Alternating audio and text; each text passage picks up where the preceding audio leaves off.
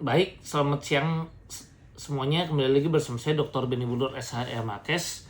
Jadi saat ini sedang marak ya terjadi tentang peristiwa bagaimana bila seseorang melihat orang lain dijambret atau diri kita sendiri mengalami penjambretan. Saya sendiri dulu pernah ya jadi korban penjambretan juga, tapi akhirnya untung dari yang dijambret itu sebagian besar barang saya berhasil dikembalikan. Jadi saya kehilangan HP 4, kembali 3, hilang 1 ya beserta tas ya sama uang sedikit. Nah itu juga sama, kita dijambret ya. Jadi kemudian waktu itu kita lakukan pengejaran tapi sudah keburu hilang ya. Akhirnya besoknya berhasil ketangkep. Memang sangat mengesalkan sekali ya, kita akan kesal kalau barang-barang yang dijambret itu sangat penting bagi kita ya, atau keluarga kita ya, sudah capek-capek bekerja kemudian dijambret ya. Mama saya juga pernah jadi korban penjambretan ya. Jadi ini menjadi satu dilema ketika kita sedang di jalan melihat ada orang dijambret, kemudian banyak yang menolong korban malah kemudian jadi tersangka. Misalnya si jambret kita pukul, jambretnya babak belur, jambretnya ngelapor kita melakukan tindak pidana penganiayaan. Nah itu yang jadi masalah ya. Nah di sini saya perlu jelaskan, sebetulnya dalam KUHP kita baik yang lama maupun baru sudah mengatur tentang nuklir atau pembelaan diri terpaksa. Dalam KUHP lama diatur dalam pasal 49 KUHP, sementara dalam KUHP baru itu dalam pasal 34 KUHP ya. Nah di sini mau saya jelaskan, sebetulnya pembelaan diri terpaksa itu bisa membuat seseorang itu memang lepas dari jerat hukum, seperti yang kemarin dibahas di DPR Komisi 3 yang mengenai kasus Hogi, yang dia mengejar kemudian penjahatnya dipepet ya secara nggak sengaja, kan penjahatnya kemudian nabrak tembok. Nah kalau itu menurut saya masuk pembelaan diri terpaksa.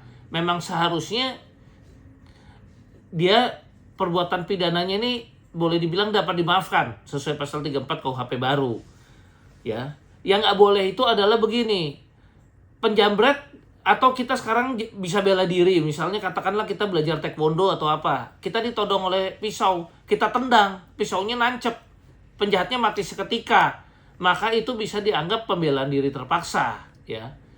Yang nggak boleh itu adalah begini, malingnya sudah kita pukul, udah terkapar, udah babak belur, kemudian kita sengaja nyari pisau, kita tusukin, kita bunuh. Nah itu baru kita bisa dipidana. Tapi kalau kita melakukan pembelaan diri terpaksa seketika, seperti yang tadi, refleks kita tendang, pisaunya masuk, dikejar, malingnya akhirnya nabrak tembok, itu masuk pembelaan diri terpaksa ya. Nah jadi jangan segan-segan kita tolong orang, karena pembelaan diri terpaksa ini dapat dilakukan membela diri sendiri, keluarga maupun orang lain. Jadi tidak harus suami ya, suami membela istri, orang lain pun kalau kejar penjahat itu karena dengan maksud tolong orang lain itu nggak bisa dipidana. Nah sekarang banyak saya lihat ya, akhirnya banyak yang masuk di TikTok dan sebagainya ribut lagi mengenai masalah-masalah ini. Pak, bagaimana adik saya membela diri kok malah penjahatnya ngelaporin penganiayaan. Nah ini harus dilihat yang seperti penjelasan yang tadi saya katakan.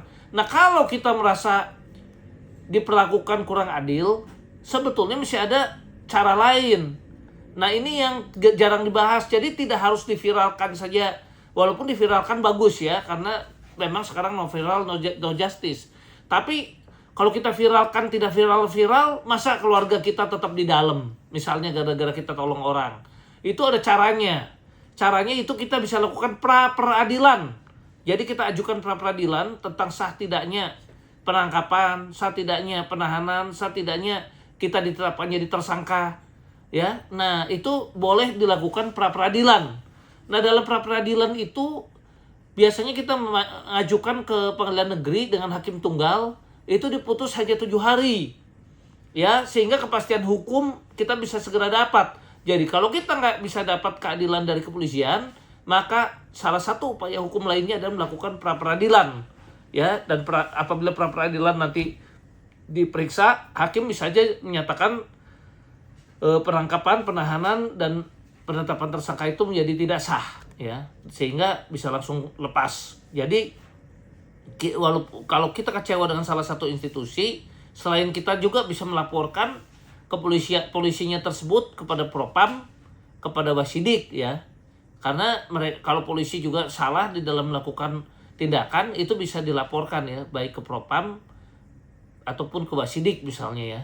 Nah, jadi demikian pencerahan hukum atau kita diskusi, ya, mengenai masalah kasus penjabretan ini. Dan kebetulan saya sendiri juga pernah mengalami, orang tua saya pernah mengalami, dan mungkin ada teman-teman kita yang juga mengalami. Ini bagaimana kalau kita suatu saat terjadi pada diri kita, apakah kita mau berpangku tangan karena takut nanti kita yang dihukum? Nah, asalkan kita lakukan sesuai dengan yang tadi saya jelaskan, seharusnya memang kita lepas, ya, dapat lepas atau onslah dari jerat hukum, ya. Kenapa? Karena tindakan tersebut harusnya dapat dimaafkan karena pembelaan diri terpaksa. Sekian dan terima kasih.